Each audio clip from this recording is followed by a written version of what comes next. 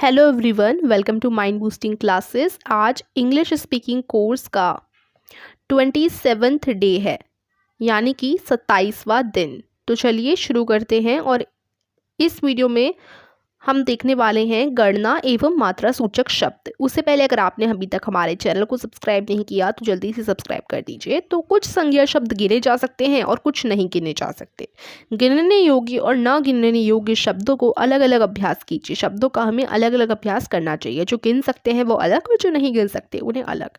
तो मोटे तौर से समझ लीजिए कि जातिवाचक संज्ञाएं गिनी जा सकती हैं, यानी उन्हें हम काउंटेबल कहेंगे। काउंटेबल का अर्थ होता है जिनको हम गिन सकें, पर द्रव्यवाचक संज्ञाएं तथा भाववाचक संज्ञाएं नहीं गिनी जा सकती।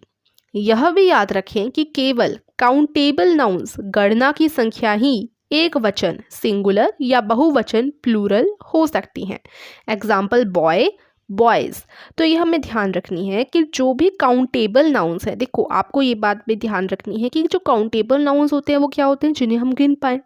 ठीक है, तो काउंटेबल जो नाउन्स होते हैं वो ही हम उन्हीं को, ठीक है, एक वचन और बहुवचन हो सकती हैं वही। ठीक है, तो यानी जिन संज्ञा शब्दों की गणना की जा सके, जो गिनने योग्य शब्द हैं, वो ही एक वचन या बहुवचन हो सकते हैं। जैसे कि बॉय, बॉयज। ठीक है, सिंगुलर प्लूरल, सिंगुलर एक वचन होता है, प्लूरल बहुवचन होता है। तो अगर हमने एक शब्द लिखा लड़का तो बहुवचन हो गया लड़के। ऐसे ही इंग्लिश में बॉय, बॉयज। ठीक है, तो अब गणना के शब्द जो होते हैं काउंटेबल वर्ड्स, वो यहाँ पर दे रखे हैं। इनके सेंटेंसेस, क्लास में कुछ स्टूडेंट्स हैं। ठीक है, क्लास में कुछ स्टूडेंट्स हैं। देयर आर सम या फिर अ फ्यू, आप कुछ भी लगा सकते हो। There are some students in the class या फिर there are a few students in the class. क्या हॉल में कोई लड़की है? Is there any girl in the hall? Is there any girl in the hall? मैदान में कोई लड़का नहीं है। There is no boy in the playground. No boy मतलब कोई भी नहीं, there is no boy in the playground. इन लड़कियों में से कोई भी वहाँ मौजूद नहीं थी। None of these girls was present there. None of these girls was present there. अब यहाँ लड़कियों की बात हो रही है इसलिए हमने यहाँ गर्ल्स लिखा, ऐसा लगाया। ठीक है, और यहाँ सिर्फ एक लड़के की बात हो रही थी, एक ही लड़का था, वो एक वचन, तो इसलिए हमने बॉयज नहीं लिखा, यहाँ सिर्फ बॉय लिखा। क्या तुम में से कोई फुटबॉल खेला? Did any of you play football? Did any of you play football? लड़कों में से बहुत से कल स्कूल नहीं आए थे। Many of the boys hadn't come to school yesterday. टोकरी में कितने आम हैं? How many mangoes are there in the basket? शायद ही कोई लड़की उसे पसंद करेगी। Hardly would any girl like him. इस पुस्तक में इस पुस्तक की अपेक्षा अधिक पृष्ठ हैं। That book has more pages than this book. उसके हाथों कई लोगों ने दुख उठाया है। Many a man has suffered at his hands. दोनों व्यक्तियों में से कोई नहीं आया है। Neither man has come. Neither man has come. इसे आप बोलोगे neither man has come. ठीक है, या फिर neither। तो देखो यहाँ लिखा भी है neither या neither. Man has come. उसे थोड़ा वेतन मिलता है। He gets a small salary. तो ये आपके क्या थे? काउंटेबल थे। अब अनकाउंटेबल, जिनको हम गिन नहीं सकते, जैसे कि दूध। आप दूध को गिन सकते हो, एक दूध, दो दूध, ऐसे तो नहीं बोला जाता है ना। तो क्या बोतल में बिल्कुल दूध नहीं है? Isn't there any milk in the bottle? Isn't there any milk in the bottle? क्या बोतल में कुछ दूध है? Is there any milk in the bottle? Is there any milk in the bottle? मुझे थोड़ा सा पानी दीजिए। अब देखो इसे हम गिन नहीं सकते, लेकिन ऐसे बोल सकते हैं थोड़ा सा कुछ। ठीक है, ऐसे आप बोल सकते हो, मुझे थोड़ा सा पानी दीजिए। Get me some water please. Get me some water please. या आप ऐसे भी बोल सकते हो Let me have some water please. Let me have some water please. Glass में कितना दूध है? How much milk is there in the glass? तुम्हारे ग्लास में मेरे ग्लास से कम दूध है।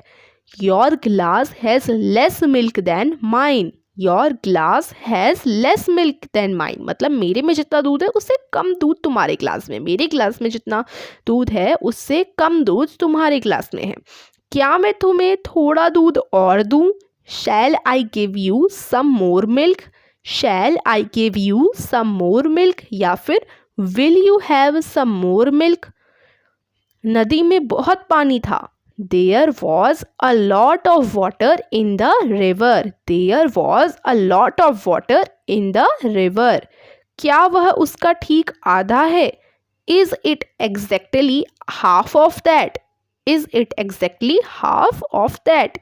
तो यहाँ आपने देखा कि हम गिन नहीं सकते कि एक दूध दो, दो दूध दो, हम कह सकते हैं ज़रा सा दूध दो, थोड़ा सा दूध दो, या फिर बहुत सारा पानी, ज़रा सा पानी, ऐसे हम कर सकते हैं, लेकिन ये अनकाउंटेबल वर्ड्स कहलाते हैं। ठीक है, मात्रा सूचक शब्द। और पहले जो हमने ये पढ़े उन्हें हम कहते हैं काउंटेबल वर्ड्स, गणना के शब्द। ठीक है, जिन्हें हम गिन सकते हैं। अब आगे आपके अर्थ में बल, द एम्फेसिस के बारे में हम पढ़ेंगे। कल ज़रूर आना, भूल ना जाना। Do come tomorrow, don't forget. Do come tomorrow, don't forget. Kamala और उसका भाई दोनों मुझे देखने आए। Both Kamala and her brother came, या फिर आप बोल सकते हो ड्रॉप्ड इन टू सी मी। मैं इसे कभी माफ नहीं करूँगा। I will never forgive him. I will never forgive him. मैं वाकई प्रसन्न हूँ। इंडीड, या फिर of course I am happy. तुम पढ़ाई में सख्त मेहनत नहीं कर रहे हो ना? You don't study hard, do you? You don't study hard, do you? निस्संदेह मैं करता हूँ। Of course I do. Of course I do. चुप भी रहिए। Please keep quiet. Please keep quiet, या फिर Please be quiet. अपने पिताजी को चिट्ठी ज़रूर लिख दो। अपने पिताजी को चिट्ठी ज़रूर लिख दो, इसको हम कहेंगे Do write to your father. Do write to your father. तो ये इंग्लिश में हमने देखे कुछ सेंटेंसेस। अब कुछ बातें ध्यान रखने वाली हैं कि जो एडजेक्टिव होते हैं, विशेषण होते हैं, विशेषण यानी किसी भी शब्द की विशेषता बताने वाले शब्द, उनकी 3 डिग्रीज होती हैं। पहले पॉजिटिव जैसे पुअर, दूसरी कंपेरेटिव जैसे पुअरर, एंड तीसरी सुपरलेटिव जैसे पुअरेस्ट। Poor, poorer, poorest. ठीक है, रिच, रिचर, रिचेस्ट।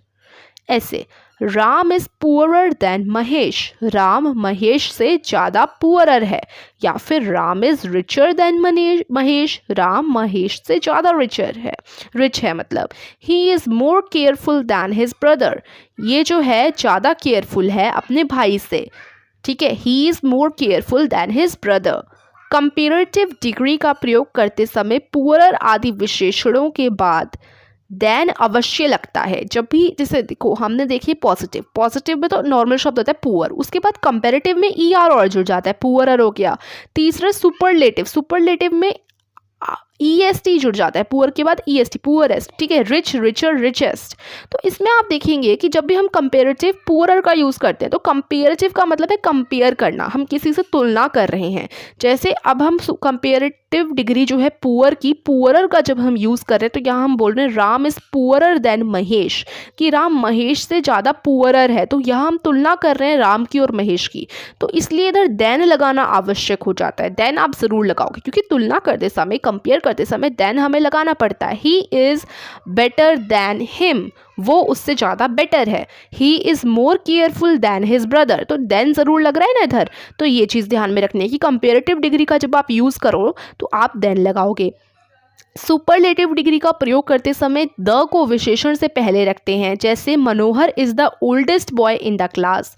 अब देखो यहाँ Manohar is the oldest boy in the class मैंने लिखा, तो यहाँ EST आया है एंड में। ठीक है, EST, तो ये जो EST है ये किस में आता है? सुपरलेटिव डिग्री में। तो ये पुअरेस्ट, देखो जैसे EST आया था ना, तो EST लगता है सुपरलेटिव डिग्री में। तो ओल्डेस्ट, अब मैंने ओल्डेस्ट का यूज़ किया, तो ओल्डेस्ट जब भी हम सुपरलेटिव डिग्री का यूज़ करें तो विशेषण से पहले द रखते हैं। अब देखो विशेषण है ओल्डेस्ट, ठीक है, क्योंकि मनोहर कैसा है, ओल्डेस्ट है, तो ये विशेषता बता रहे हैं मनोहर की ओल्डेस्ट है ना, तो ओल्डेस्ट जो है विशेषण है, एडजेक्टिव है, तो इससे पहले द आएगा। तो हमेशा विशेषण से पहले द आता है सुपरलेटिव डिग्री का, जब भी हम उपयोग करते हैं तब। तो ये कुछ याद रखने वाली बातें थी। तो आई होप आपको समझ आया होगा। देखो ये जो है ना एम्फेसिस का मतलब है कि अर्थ में बल, यानी किसी भी चीज़ को ज़्यादा इंपॉर्टेंस देना, किसी पे ज़्यादा थोड़ा अर्थ में बल लगाना। जैसे यहाँ पर है ना, डू कम टुमारो, कल ज़रूर आना, भूलना मत। यहाँ हमने एक्स्ट्रा किया, कल ज़रूर आना, भूलना मत। तो देखो किसी बात पे हमने ज़्यादा जोर लगाया तो वो दी एम्फेसिस होता है। ठीक है, तो ये कुछ हमने शब्द देखे, सेंटेंसेस देखे, और फिर यहाँ पर हमने अनकाउंटेबल वर्ड्स के सेंटेंसेस देखे, मात्रा सूचक शब्द के, एंड देन हमने काउंटेबल वर्ड के भी सेंटेंसेस देखे, गणना के शब्द के। ठीक है, तो यही इस पे था। अगर आपको अच्छे से समझ आया हो और वीडियो से थोड़ी सी भी हेल्प मिली हो तो वीडियो को लाइक कीजिए, हमारे कोर्स के साथ जुड़े रहिए, और डे 1 से लेकर डे 26 की वीडियोस अगर आपने नहीं देखी तो ज़रूर देखिए। आपको इंग्लिश स्पीकिंग कोर्स की प्लेलिस्ट की लिंक डिस्क्रिप्शन में मिल जाएगी, और प्रैक्टिस ज़रूर करते रहिए। Thank you so much for watching.